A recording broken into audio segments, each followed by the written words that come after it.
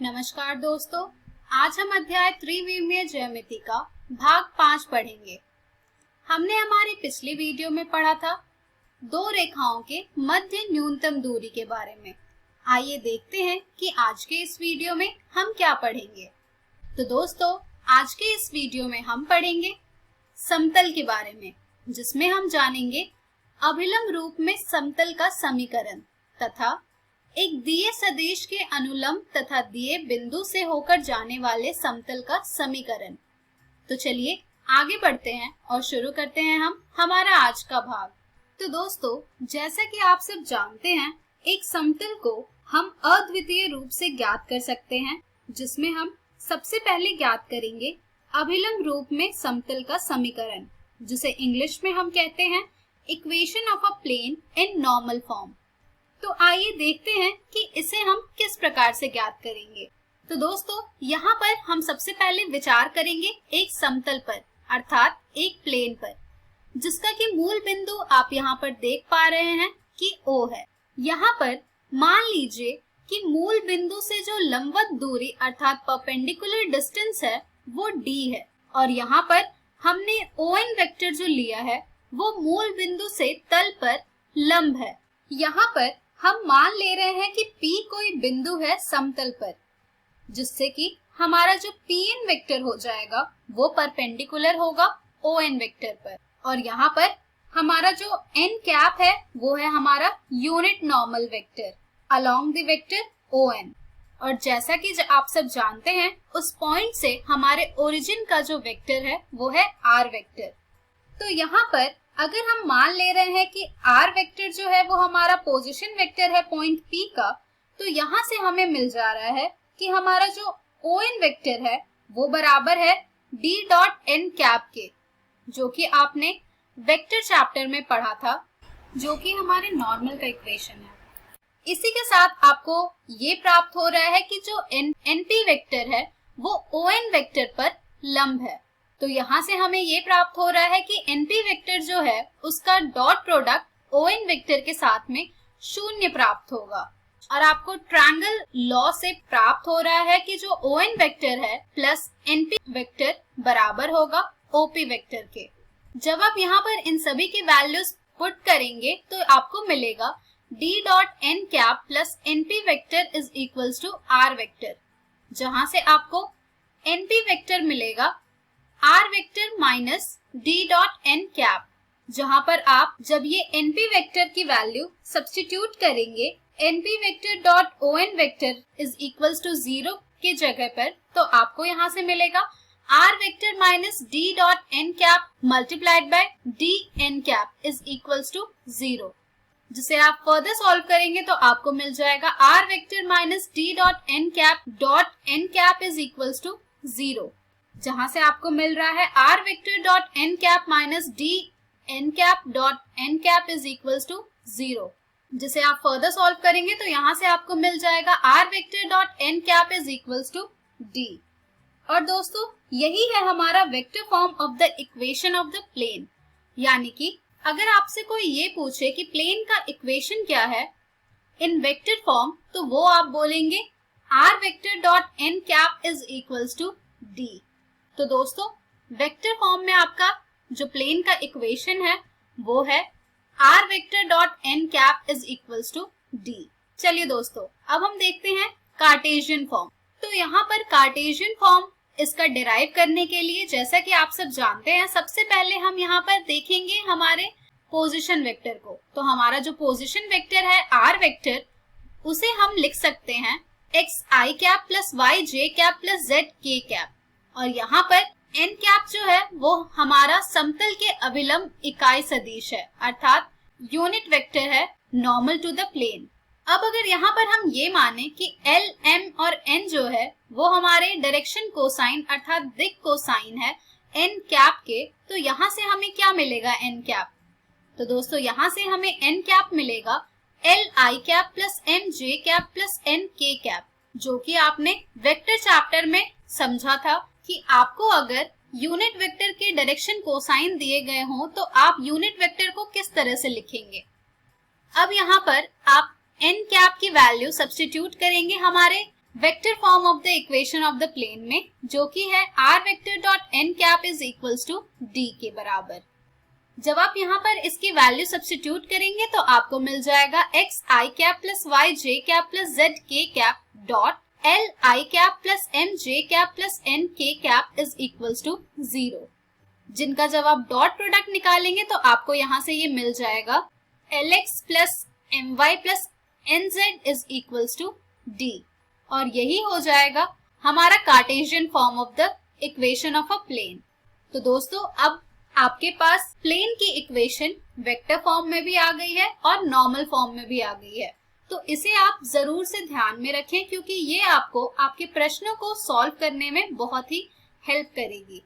चलिए दोस्तों, अब हम देखते हैं इस पर आधारित एक प्रश्न। यहाँ पर हमने जो उदाहरण लिया है वो है, उस समतल का सदिश समीकरण ज्ञात कीजिए जो मूल बिंदु से 6/वर्गमूल 29 की दूरी पर है और मूल बिंदु से इसका अभिलंब सदिश 2i cap minus 3j cap plus 4k cap है। तो दोस्तों इस क्वेश्चन से आपको यहाँ पर क्या पता लग रहा है? इस क्वेश्चन से आपको ये पता लग रहा है कि आपको n वेक्टर दिया गया है जो कि है 2i cap minus 3j cap plus 4k cap, और आपके पास d की वैल्यू है 6/√29। तो आइए देखते हैं कि इसे हम वेक्टर फॉर्म में कैसे लिखेंगे। तो जैसा कि आप सब जानते हैं, अगर आपके पास n वेक्टर दिया गया हो तो आप उसका n कैप अर्थात यूनिट वेक्टर किस तरह से फाइंड करेंगे। तो दोस्तों यूनिट वेक्टर आप n का फाइंड करेंगे using the formula n cap is equals to n vector upon mod of n vector. यहाँ पर जब आप इन सब की वैल्यू सब्स्टिट्यूट करेंगे तो आपको मिल जाएगा n cap is equals to 2i cap minus 3j cap plus 4k cap upon √2 square plus minus 3 square plus 4 square, जिसे आप फर्दर सॉल्व करेंगे तो आपको मिल जाएगा 2i cap minus 3j cap plus 4k cap upon √29।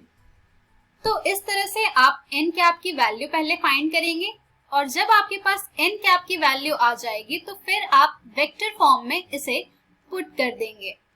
तो आपका जो वेक्टर फॉर्म है वो है r vector dot n cap is equals to d, जिसमें आप अब n कैप की वैल्यू सब्स्टिट्यूट करेंगे और d की वैल्यू सब्स्टिट्यूट करेंगे। तो जब आप इन दोनों की वैल्यू सब्स्टिट्यूट करेंगे तो आपको मिल जाएगा r vector dot 2i cap minus 3j cap plus 4k cap upon √29 is equals to 6/√29, जिसे आप और सॉल्व करेंगे तो यहाँ से आपको मिल जाएगा r vector dot 2/√29 i cap minus 3/√29 j cap plus 4/√29 k cap is equals to 6/√29। तो दोस्तों देखा आपने कि किस तरह से हम इक्वेशंस का यूज करके क्वेश्चंस इजीली सॉल्व कर पा रहे हैं। चलिए अब हम बढ़ते हैं हमारे नेक्स्ट एग्जाम्पल की ओर, जो कि है समतल r vector dot 6i cap minus 3j cap minus 2k cap plus 1 is equals to 0 पर मूल बिंदु से डाले गए लंब इकाई सदिश का दिक् कोसाइन ज्ञात कीजिए। यहाँ पर इस प्रश्न में हमें इक्वेशन दी गई है और यहाँ पर हमसे कहा जा रहा है डायरेक्शन कोसाइन फाइंड करने को। तो आइए देखते हैं कि इस तरह के क्वेश्चन को हम कैसे सॉल्व करेंगे। तो दोस्तों यहाँ पर जो हमारा सबसे पहला कार्य होगा n कैप की वैल्यू फाइंड करना।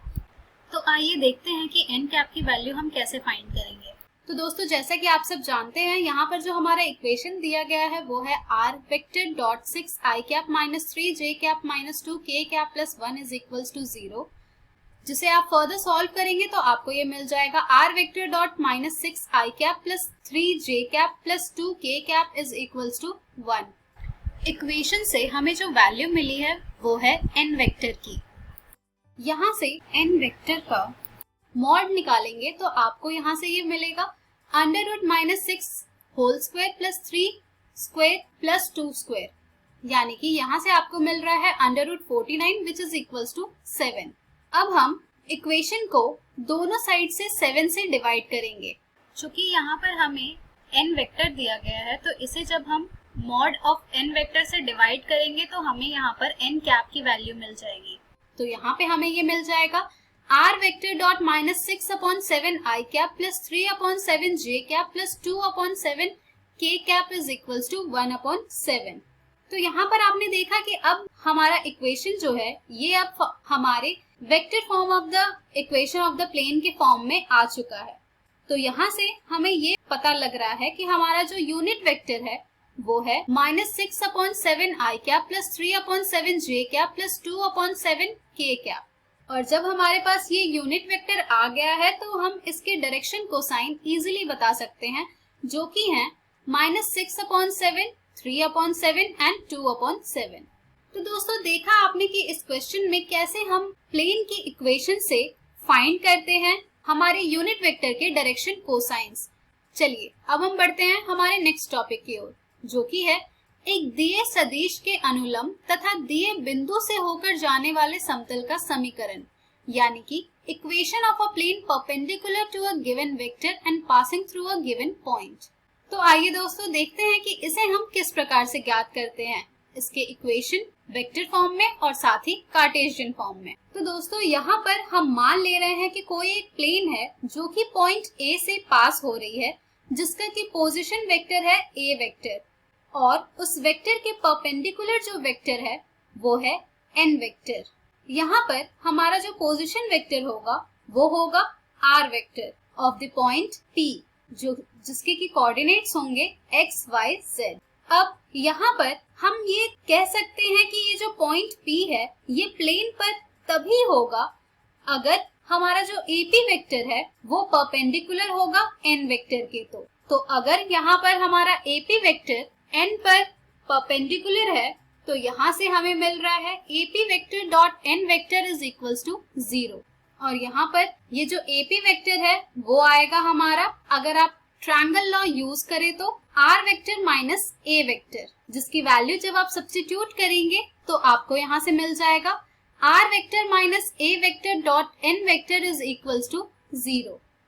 तो दोस्तों equation of a plane perpendicular to a given vector and passing through a given point, अर्थात एक दिए गए सदिश के अनुलंब तथा दिए बिंदु से होकर जाने वाले समतल का समीकरण होगा r vector minus a vector dot n vector is equals to 0।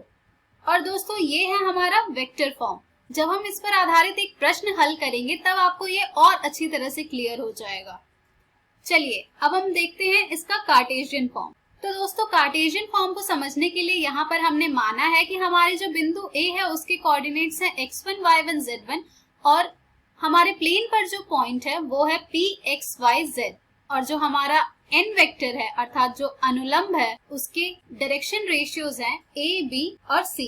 तब यहाँ से हमें जो a वेक्टर मिल रहा है वो होगा x1 i cap plus y1 j cap plus z1 k cap. Similarly हमारा जो r वेक्टर होगा वो होगा x i cap plus y j cap plus z k cap. और यहाँ से हमारी जो नॉर्मल वेक्टर मिल रहा है वो है a i cap plus b j cap plus c k cap.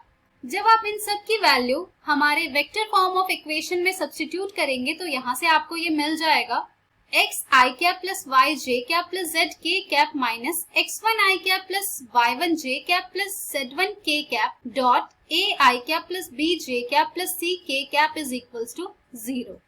जिसे आप फर्दर सॉल्व करेंगे तो आपको यहाँ से मिल जाएगा a multiplied by x minus x1 plus b multiplied by y minus y1 plus c multiplied by z minus z1 is equals to 0। और दोस्तों यही है हमारा Cartesian form of the equation of a plane perpendicular to a given vector and passing through a given point, अर्थात यही equation है हमारे दिए गए सदिश के अनुलंब तथा दिए बिंदु से होकर जाने वाले समतल का समीकरण। चलिए दोस्तों अब हम देखेंगे इस पर आधारित एक प्रश्न, जो कि है उस समतल का सदिश और कातेर्य समीकरण ज्ञात कीजिए जो बिंदु 5, 2 घटा 4 से जाता है और 2, 3 घटा 1 दिक् अनुपात वाली रेखा पर लंब है। आइए देखते हैं कि इसे हम किस तरह से फाइंड करेंगे। तो दोस्तों यहाँ पर जाहिर सी बात है कि प्रश्न में हमें जो पॉइंट दिया गया है वो पॉइंट है हमारा पोजीशन वेक्टर का, जिससे कि हम हमारे पोजीशन वेक्टर को लिख सकते हैं 5i cap plus 2j cap minus 4k cap. और जो हमारे डायरेक्शन रेशियोज दिए गए हैं लाइन के जो कि उस पे परपेंडिकुलर है, उससे हम हमारे n वेक्टर लिख सकते हैं जो कि हमें यहाँ से मिलेंगे 2i cap plus 3j cap minus k cap. अब जब हमारे पास n वेक्टर है और a वेक्टर है तो हम इसे इक्वेशन में सब्स्टिट्यूट करके आसानी से vector form of the equation find कर सकते हैं। आइए उसमें सब्स्टिट्यूट करते हैं।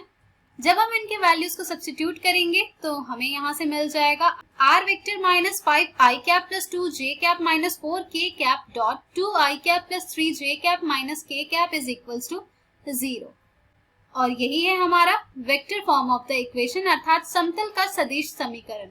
चलिए अब हम इसका कार्टेशियन फॉर्म देखते हैं अर्थात कार्तेशियन समीकरण देखते हैं, जो कि इसे फर्दर रिड्यूस करने पर हमें मिलेगा x minus 5i cap plus y minus 2j cap plus z plus 4k cap dot 2i cap plus 3j cap minus k cap is equals to 0, जिसे हम और सॉल्व करेंगे डॉट प्रोडक्ट फाइंड करके तो हमें ये मिल जाएगा 2 multiplied by x minus 5 plus 3 multiplied by y minus 2 minus 1 multiplied by z plus 4 is equals to 0, जिसे हम और सॉल्व करेंगे तो यहाँ से हमें मिल जाएगा ये 2x plus 3y minus z is equals to 0। और यही है हमारा Cartesian form of the equation of the plane perpendicular to the given point. तो दोस्तों देखा आपने कि किस तरह हम इसका प्रयोग करते हैं प्रश्नों को हल करने में। आशा है कि आपको ये सभी चीज अच्छी तरह से समझ आई होगी। इस वीडियो पर आधारित और भी प्रश्न आपको आपकी NCERT पुस्तक में मिल जाएंगे, जिन्हें आप जरूर हल करें। तो दोस्तों आज के इस वीडियो में हमने सीखा समतल के बारे में, जिसमें हमने अभिलंब रूप में समतल का समीकरण ज्ञात किया है, साथ ही एक दिए सदिश के अनुलंब तथा दिए बिंदु से होकर जाने वाले समतल का समीकरण ज्ञात किया है। हम हमारी अगली वीडियो में जानेंगे समतल के 3 असंरेखी बिंदुओं से होकर जाने वाले समतल का समीकरण तथा समतल के समीकरण का अंतःखंड रूप। धन्यवाद।